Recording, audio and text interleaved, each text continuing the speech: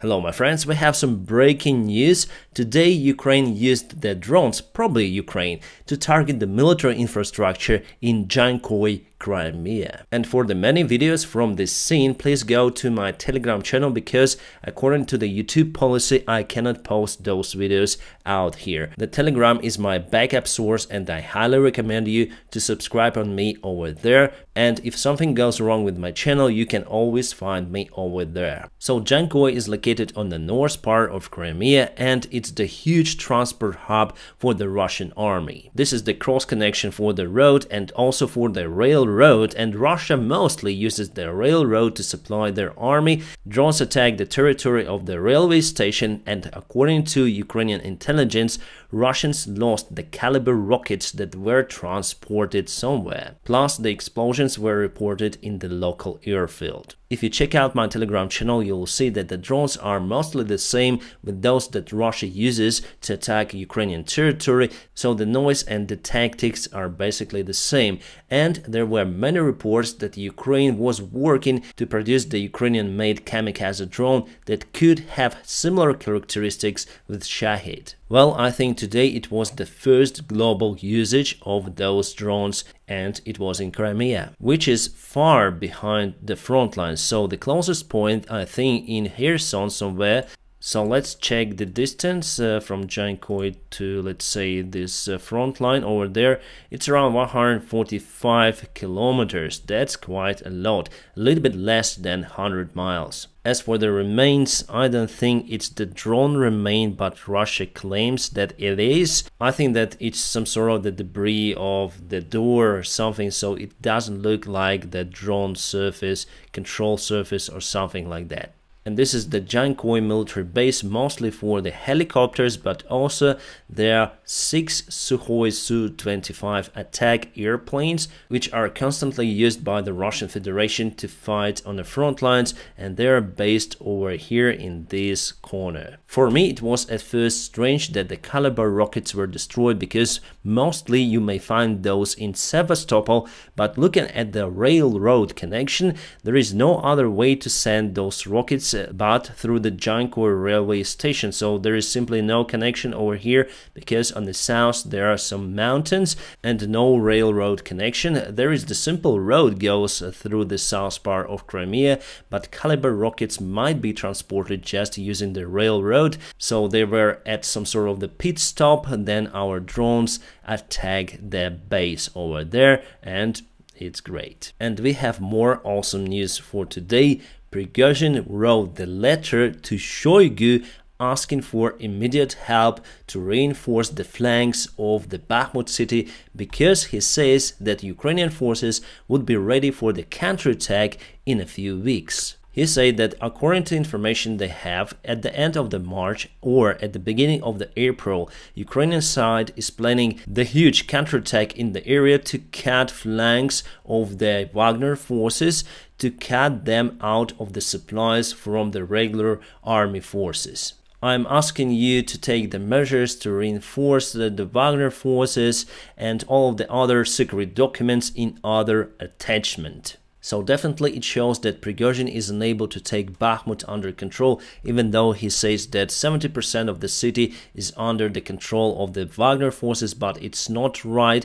They control the eastern side and partially north and the south part of the city, but still the main part is controlled by the Ukrainian forces, and probably Ukrainian army is going to counterattack in Bakhmut area, cutting the flanks of the Wagner soldiers. At least we have the official document that proves that idea, but again the information is coming from the Russian side, but it would never be published from the Ukrainian side. Otherwise, what's the point of the counterattack if you pre-announced it? Yes, our president and our officials and the Western officials say that Ukraine is going to counterattack very soon this spring, but they do not state the direction and the forces that we would have for the massive counterattack. Maybe there's going to be more vectors for the Ukrainian counterattack, and today I'm going to tell you about it. Alright, more awesome news for Ukraine. We'll have 1 million artillery shells. The deal was agreed for 2 billion euros to provide those shells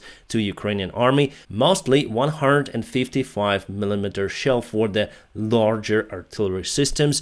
And the deal was possible because of Kaja Kallas, the Prime Minister of Estonia, who raised the topic about the artillery shells and that Ukraine needs them right now. Other European countries supported Kaja Kallas and voted for delivery of the shells and also for production of the new shells that will be delivered to Ukraine. This is must-have for us. We'll not obtain 1 million shells just at once, but throughout the year we're gonna have those, and it's great. We also have artillery shells delivery from the United States of America. And you know what? Here we also have the great news for Ukraine, because United States approved the new military support for Ukraine. It's around $350 million.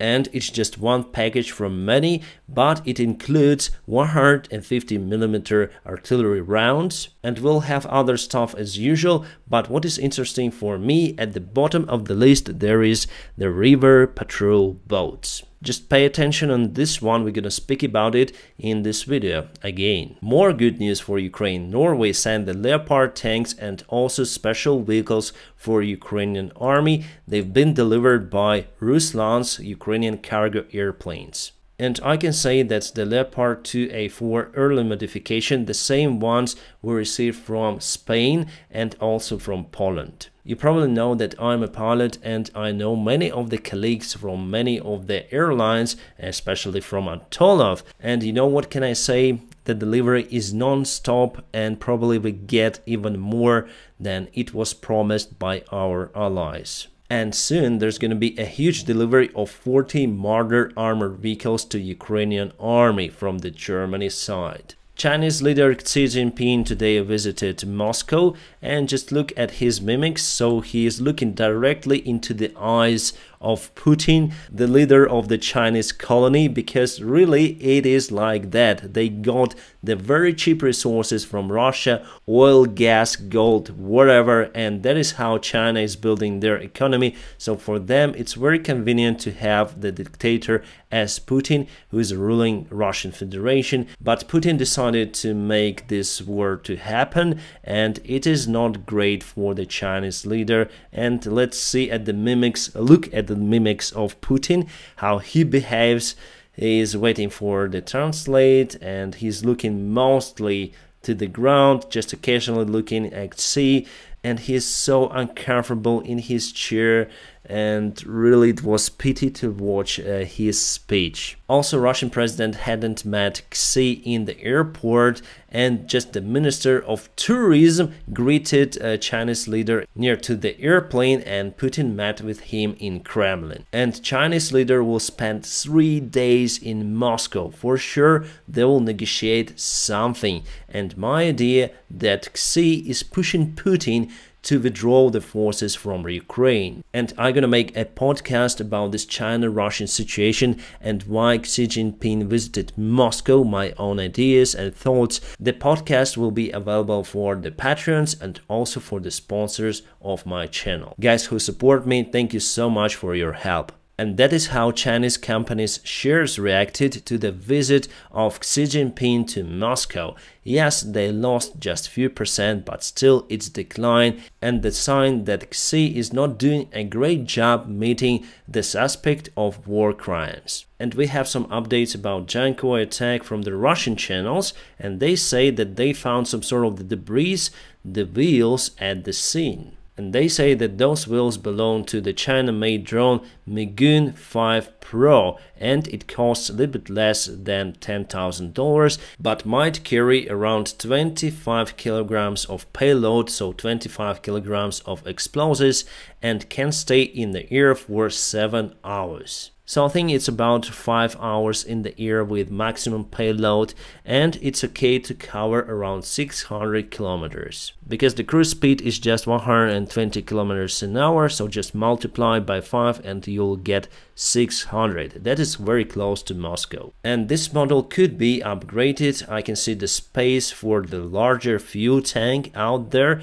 but it will make the model heavier, and you may also put the other engine, more powerful one. And I would agree that the wheels look the same as with that picture that we saw before. Let me show you again. So this wheel over here, very similar, but also it could be just a spare part that was used for some sort of the special drone with completely different design. But you know what? This drone looks nice for those kind of missions. But still it's quite small compared to the Shahid drone that may carry around 50 kilograms of explosives, and also they have the other modification that may carry around 100 kilograms of explosives. And I know that Ukraine started the production of the Shahid-like drones, but still we are in lack of resources to do it massively. Alright, now let's go to the military map to check the situation on the front lines. Firstly, let's go to the Bakhmut area. We have some minor changes in that area as usual. So Russia moved forward a little bit over here, just taking control over some sort of the field.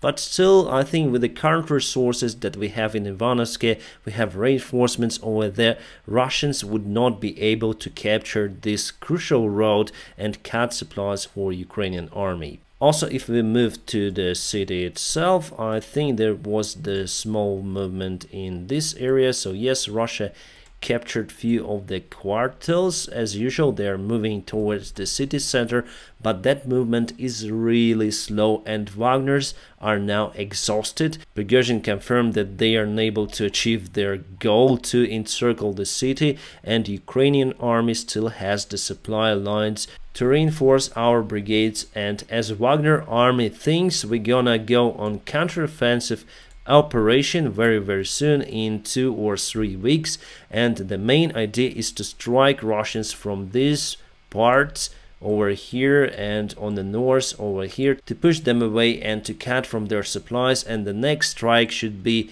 to cut them in a wider range. It is also possible, as Prygozhyn says, and he said that Ukraine concentrated lots of the forces not far away from the front lines to do so. From his words, Ukraine just uses the minor part of resources to fight for the Bakhmut city, and the main strike will be, well, I showed you where it will be. If the counterattack operation is successfully conducted by Ukrainian forces, it could be the end of the Wagner army in Ukrainian war. But still, I'm not sure whether the counterattack is possible from Ukrainian side in nearby perspective in this direction, because Wagner is pushing really hard, and we have the information about the counterattack just from the Wagner side and from the Russian military bloggers.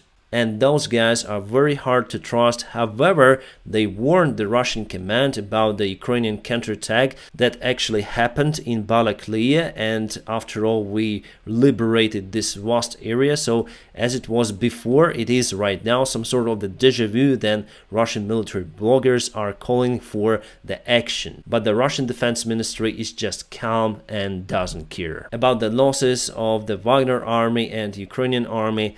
I think during the urban fights, the losses are mainly the same for both of the sides, and that is why I would like our forces to retreat from the Bakhmut area and to construct probably the new defense line somewhere here near to the Chasiv Yar. But our command decided to continue to fight in Bakhmut. It's very hard, and we're gonna lose lots of our soldiers over there. But you know, our command knows better than me, so that's like that. And let's go to Donetsk suburb. So here is the city over here, and on the north we have Avdiivka, kind of the big town out here, and Russia is doing the same stuff. They try to encircle the town using the same techniques, assaulting from 2 of the sides, but in Avdiivka they are not as successful as in Bakhmut, and I think that Ukraine may counterattack here too, and Avdiivka direction could be better place for the counterattack, because those army forces are mostly exhausted from the Russian side, and the vast part of those assault forces are just militia from the Donetsk self-proclaimed republic. Yes, they have equipment, they have tanks, they have everything, but they are really exhausted because of the previous battles. And about the new soldiers to reinforce their armies, basically they exhausted their own resource in Donetsk and nearby villages. Basically, all of the men were taken to fight for Putin. Alright, and now let's speak about the possible Ukrainian counterattack that might happen very soon. You know, there was the operation in Polohy. Our guys went to that village. They covered around 10 kilometers behind the front lines and partially returned back. Yes, we have some sort of the losses during that operation, but now we know the position of the Russian forces. So I do expect that Polohy could be the possible direction of Ukrainian counterattack, and we might go to Berdyansk, the main port that Russia uses to reinforce their army in the region, and also they continue to use the airfield out there. Also, the assault could be over here. However, during the winter time, Russia digged to the ground and created lots of the defense lines, so I have now the doubts that this attack would be possible and successful over here. Yes, it's the closest distance from the front line to cut the supplies from Crimea to Berdyansk itself to Mariupol, but it is very difficult to attack over there nowadays. About the Mariupol direction, Donetsk Oblast, well, here you may see that in Vuhledar, Russia concentrated lots of the forces.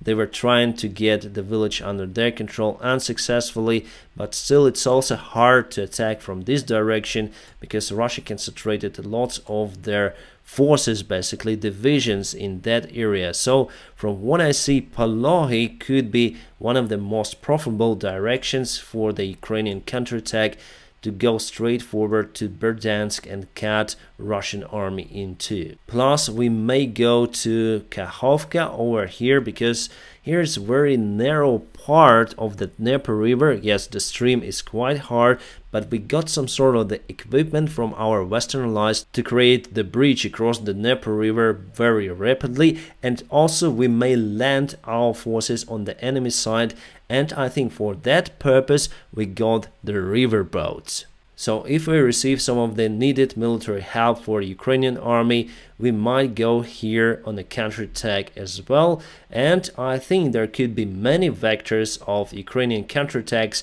maybe two main one and two secondary. The secondary one could be in Bakhmut, just to stop the Russian assault, and also in Avdiivka. But this summer I don't think that the Ukrainian army will go to liberate Donetsk city, because it's a very complicated operation.